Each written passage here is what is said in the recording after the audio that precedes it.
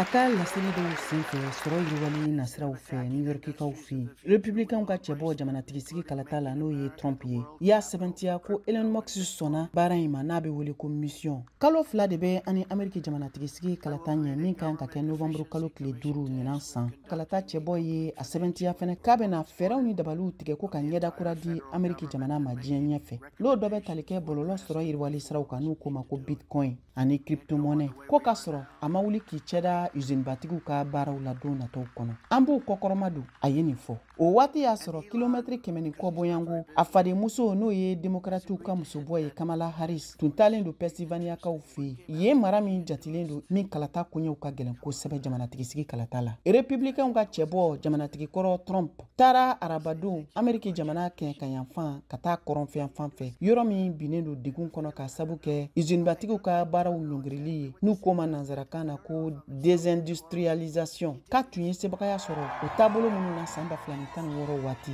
ka tila tuguni ka bin kalata la min kɛra a ka cɛbɔya tako filanan ye san 2020 jamanatigisi kalata gafe n'o bi wele ko scrutin présidentiel kɔni ye a sɛbɛntiya ko taabolo gwɛlɛyalenba don fan fila ni ɲɔgɔn cɛ ko États-Unis jamanadenw jɔrɔlen don ka kɛɲɛ ni taabolo wɛrɛw ye min dɔ bɛ tali kɛ Rusila jamana ka sen donni na u ka baara sira dɔw la ko n'o kunnafoni dɔw labilala arabadon k'a sɔrɔ a ma jaabili kɛrɛnkɛrɛnnen di ka taa jalakilikanw ma Rusila jamanatigi Vladimir Poutine y'a sɛbɛntiya alamisadon min ma kɛ ni munumununiya fɛ ka fɔ k'ale ka kɔkɔrɔmadonni kɔni bɛ ka taa Kamala Harris de ma ni musoba kelen n'o ye Kamala Harris ye k'a ka yɛlɛmisɛnmisɛnninw bɛ ko dɔ kofɔ wa ko min fɛnɛ taabolo ka jugu ko min b'a sɛbɛntiya k'a fɔ ko k'u taabolo ka ɲi a fan fɛ a ye min fara kan ni yɛlɛmisɛnmisɛn ye Kamala Harris ale min ko don k'a b'a to yɛlɛ la waati dɔw la ka fudebɔli kɛ ka taa Ameriki ka kokɔrɔ marabagaw olu ka taabolow fan fɛ jamanatigikɔrɔ Donald Trump bɛ o min ɲɛfɛ masayaso Maison Blanche ye a ka hakilina jalatigɛliw kɛ ka taa Rusila jamanatigi Vladimir Putin ka laseliw ma k'a ka ɲi k'i senbɔ pewu Ameriki ka jamanatigisi kalata baaraw la jamanatigi dankan ale min ye démocratiw ka musobɔ ye ko alamisadon ka to Pittsburgh ye min jatilen don i n'a fɔ faaba belebele ka taa Ameriki ka nɛgɛ baarakɛlaw olu fan fɛ ko Pennsylvania mara kɔni jatilen don i n'a fɔ a ka dagayɔrɔ belebele walasa ka se ka a ka labɛnw bɛɛ lajɛlen sabati yanni septembre kalo tile 10 o barosigi cɛ min kan ka kɛ ani jamanatigikɔrɔ Donald Trump ni ɲɔgɔn cɛ barosigi min bɛna kɛ Philadelphikaw fɛ n'a kan ka latɛmɛ ABC ale ka jabaraniso kan.